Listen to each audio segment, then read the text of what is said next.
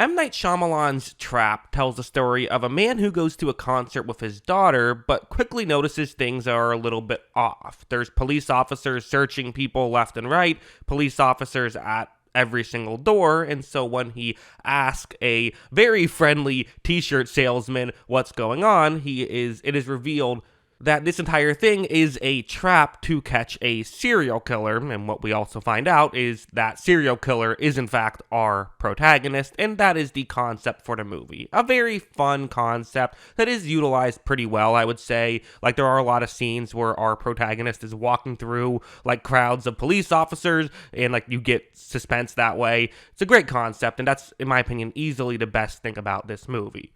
The weird thing about this movie is that it just doesn't, like, make sense in any real way. Like, none of the decisions it's entirely a movie where every single step of the way characters are just doing things to make the plot work or make the story work. That's all that's happening.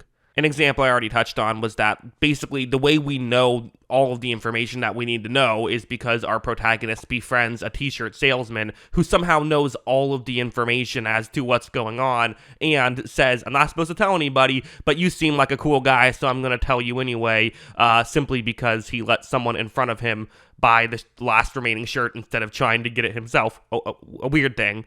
But because of that, we now learn not only what the trap is and why it is there, but also the way out through backstage. Somehow this t-shirt salesman knows that as well and decides to give that information as well. It very much feels like a non-player character in a video game. It's telling the player the information that they need, and that's certainly a lot of where the logic that this movie operates in. There's another scene that really, I think, it made me laugh so I won't say where it is or anything because, I don't want to spoil too much, but there's a point when there's a character in a house and the character gets out of the house because there is a secret tunnel leading to the neighbor's yard, which, makes you wonder, when did you build this secret tunnel to the neighbor's yard? How did the neighbor never notice there is a tunnel leading to their yard? Do they have a lot of bushes in that area? What's going on there? Again, it's something where it's not even one of those things where if you think about it too long, it starts to fall apart. If you think about it at all, it just doesn't really make sense. I think these things, though, in isolated incidents, who cares, right? And I'm sure that, there are people who like this movie. If you are someone who liked this movie, you might be saying that. Of like, okay, yeah, I get your point that, like, some of these things don't really make sense if you think about them. But, that's not really the point of movies. And it's true that a plot hole doesn't make or break a movie. But when there are so many of these types of moments where none of it really exists in reality, and it's instead just characters solely making decisions as to what should be suspenseful. Like, the comparison I would make is, the scene in Incredibles when they're getting ready to shoot, they have our two heroes, Mr. Incredible and Frozone, at gunpoint, and Frozone goes like, I just need to get some water. I'm just getting some water. This movie is like if every character acted like Frozone there, except he didn't have a plan to then, like, use that to get himself out of the situation. They just drank the water, and that was it. Like, none of these decisions are really making sense other than clearly what Shyamalan thinks is going to create the most suspenseful moment. And when that happens, to me, I do think it loses something for me. Because part of the fun when you're watching a movie is you're sort of putting yourself in the shoes of, you're kind of doing two things, right? One is you're putting yourself in the shoes of the protagonist, whoever that is. So if I was in this situation, how would I get out of this? I'm sure a lot of us, when we were watching the movie, thought, how would I get out of this situation if I was the protagonist? The other thing you do is you think, okay, how is our protagonist going to get out of this situation? What is he going to do? Because, we're learning more about him and we're, watching it through his eyes. So learning about how he gets out of these situations can also be fun. But when pretty much all of these situations are, again, they don't feel like they're like something that a character would do, but instead just what the movie wants to have happen so it can have more dramatic stuff later, it loses a lot for me, in my opinion.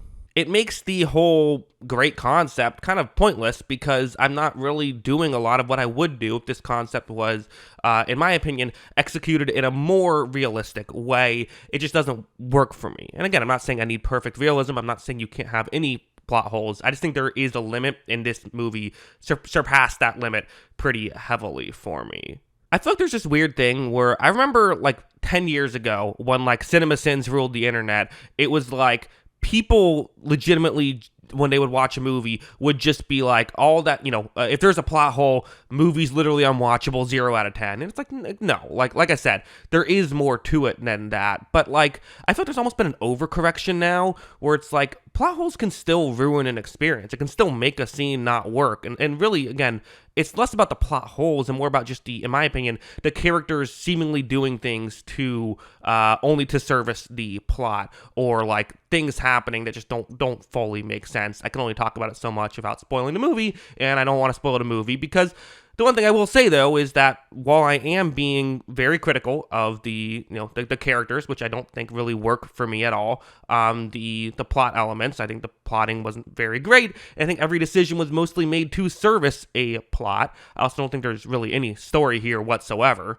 You might be wondering, well then, is there anything redeeming in this film? And I mean, there is insane things that happen, and there is wild stuff that happens, and there is a lot of humor to be had in the absurdity of this movie. The fact that no character is making any sense is kind of still fun to watch to some degree. It's weird because I don't know how much I give the movie credit for that. I personally, if I'm laughing more at a scene than because of a scene, I'm not going to give a movie extra credit for it, like when it comes to my number rating or anything, but that doesn't mean I don't enjoy my time there.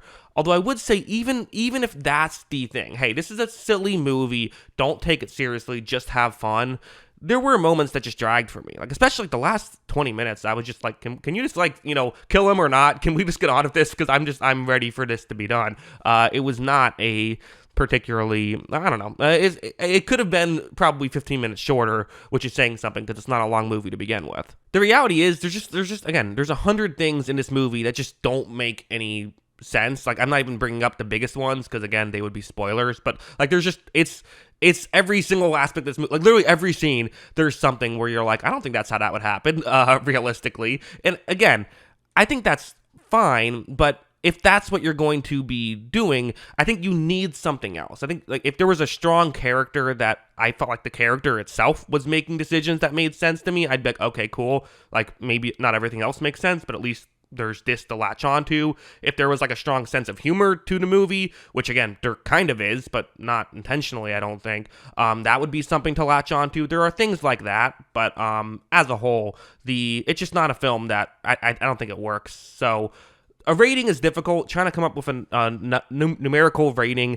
out of 10. I was kind of in between a couple of thoughts, because again, I wouldn't say I was bored mostly with this movie. I think it was an entertaining film, but there's if I'm entertained at things that happen that are not because of what the movie is trying to do, I'm not going to give it extra credit, right? The way I view my rating is, what were you attempting to do and how well did that work on me? So for a movie, like, for example, The Room, I give a 1 out of 10. I love watching The Room. I think it's a fantastic time to watch The Room, but it's not a fantastic movie, right?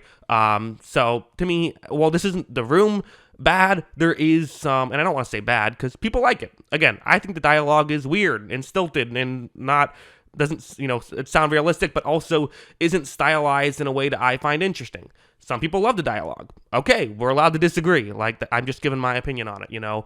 I think it's cool that people like it. These things just might not be for me, is fair to say. But yeah, throughout this film, I found myself mostly entertained by just the confusing decisions that were made throughout the movie. I did not consider this to be a very strong film, but I don't know. If you have a couple drinks, it might be one to throw on and have a good time. I would actually say this is a great, midnight movie when you just, hanging out with friends, like throw it on to just sort of, have a good time and laugh at, basically. But I don't know if that's what the movie was going for. So, yeah, it's a 2 out of 10 for me.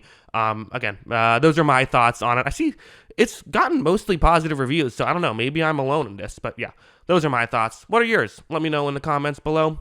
Always love hearing from you. And of course, as always, thanks for watching.